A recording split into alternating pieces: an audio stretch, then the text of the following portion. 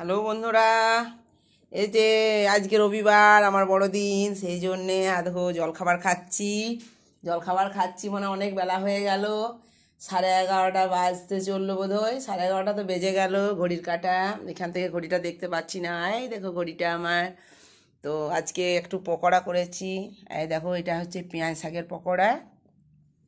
সকালবেলায় দরজার সামনে একটা চাষি নিয়ে এসেছিলো, একদম টাটকা ওর বাড়িতে লাগানো পেঁয়াজ শাক। সেই পেঁয়াজ শাকগুলো নিয়েছি। অনেকে পেঁয়াজ শাক দেখি বড় বড় পেঁয়াজ শাকগুলো ওষুধ টষুধ সার টার দিয়ে পরে বানায়, কিন্তু এটা বললো যে না, আমার বাড়ির একদম শুধু সার গোবর ছাড়া আর কিচ্ছু দেওয়া হয়নি। দেখো খেতে খুব মিষ্টি লাগবে, সেই জন্যে আমি বেশি বেশি করে 2-3 তাড়া নিয়ে নিলাম।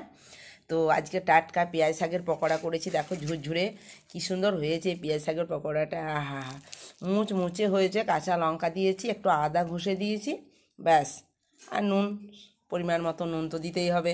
পকোড়াগুলা খেতে খুব ভালো হয়েছে। আমার লাতনির জন্য কিন্তু বিনা লঙ্কা দিয়ে করে দিয়েছিলাম, ওর খাওয়া হয়ে গেল। আর দেখো ছাদে গিয়েছে, ওর মাকে জ্বালাচ্ছে। ওর মা ছাদে কাপড় মিলতে গেছে, ওর সাথে থালাটা নিয়ে চলে গেছে। এইদিকে আয় শ্রী।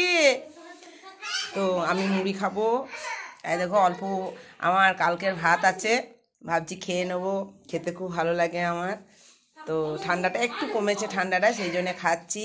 আর এই লাল চাটা করেছি। লাল চাটা আবার পকোড়ার সাথে লাল চাটা খুব যায়, সেই জন্য একটু চাও করেছি। আপনারা ভাববেন বাবা ভাত খাবে, মুড়ি খাবে, আবার লাল চা খাবে, কিন্তু আমার খুব ভালো লাগে। আমি লাল চা পকোড়াটা করেছি বলে একটু লাল চা খাবো। আদা দিয়ে লাল চাটা করেছি, একটুখানি নিয়েছি। আরে দেখুন পেঁয়াজগুলো, বুঝতে পারবেন টাটকা পেঁয়াজ।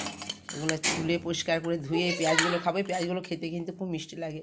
এগুলো ছাঁচি পেঁয়াজ, ওরা এখন তুলে দিচ্ছে। তো ওই ছাঁচি পেঁয়াজগুলো।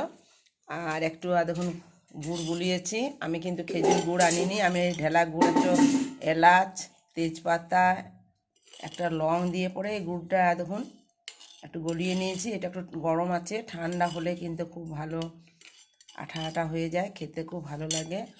রুটি দিয়ে মুড়ি দিয়ে খেতে ভালো লাগে। আমি একটু নিয়েছি, একটু পাতলা পাতলা লাগছে এখন, কিন্তু ঠান্ডা হলে এটা বসে যাবে।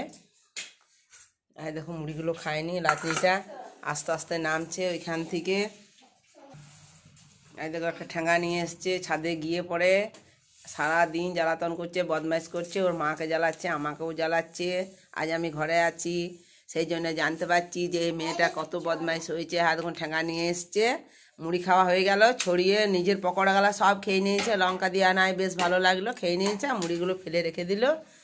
হ্যাঁ, তো ভাত হচ্ছে, তাড়াতাড়ি ভাত বসিয়ে দিয়েছি। হ্যাঁ দেখো ভাত হচ্ছে, আমার লেগে যাবে। ভাত হচ্ছে। ও আজকে একটু মাছ নিয়েছি, মাছ ভাজা ভাত। ও সকাল সকাল খেয়ে নেবে, যেহেতু মুড়িগুলো খায়নি। আর দেখো বদমাইশ করছে ওর মাকে, যা তুই মুড়ি নিয়ে খেতে বসে যাক, আমরাও খেয়ে নিই, অনেক বেলা হয়ে গেল মুড়ি খেতে।